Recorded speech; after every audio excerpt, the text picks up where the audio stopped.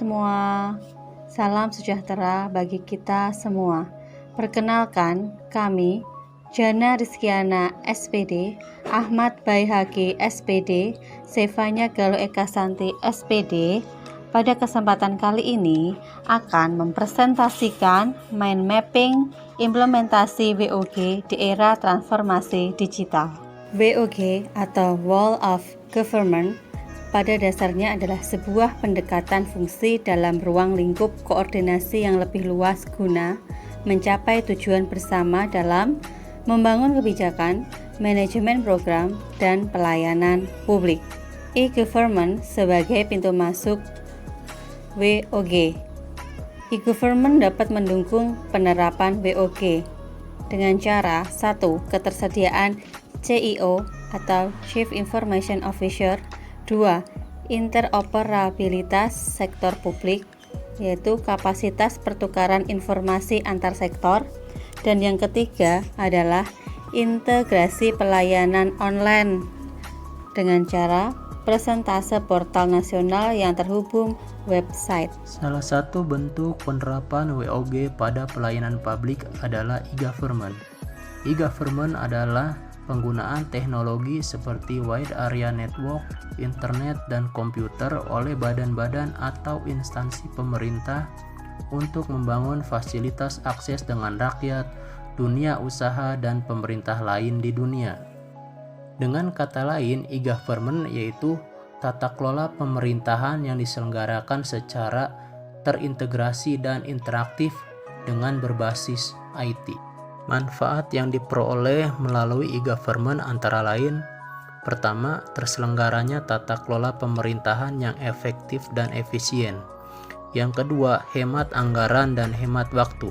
Yang ketiga, transparan sehingga peluang terjadinya kecurangan, suap, dan korupsi akan banyak berkurang.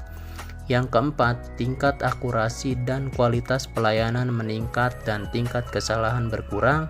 Serta yang kelima, mudah akses dan kenyamanan pelayanan meningkat sehingga kepuasan publik juga meningkat. Selanjutnya, pada konteks pemberantasan korupsi, e-government dapat mengintegrasikan 4 fungsi strategis, yaitu yang pertama, fungsi pencegahan, melakukan reformasi prosedur administrasi online di bidang perizinan, transaksi keuangan, dan pelaksanaan lelang pengadaan barang dan jasa. Yang kedua, penegakan hukum.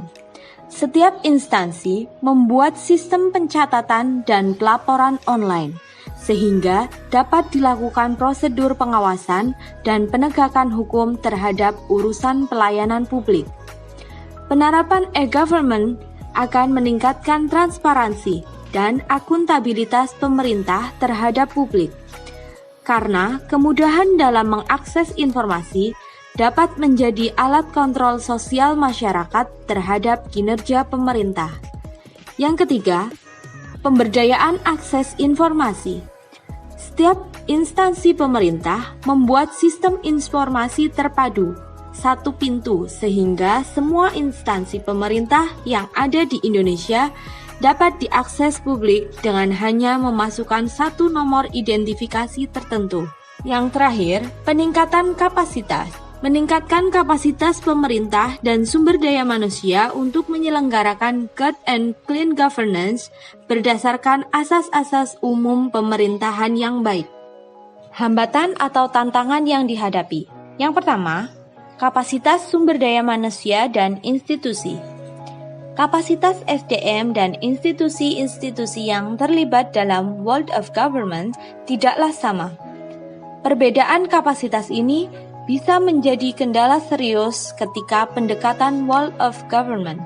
Misalnya, mendorong terjadinya merger atau akuisisi kelembagaan, di mana terjadi penggabungan sumber daya manusia yang kualifikasinya berbeda. Yang kedua, nilai dan budaya organisasi.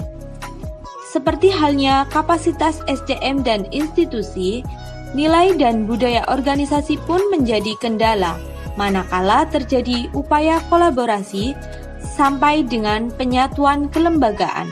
Yang terakhir, mengenai kepemimpinan.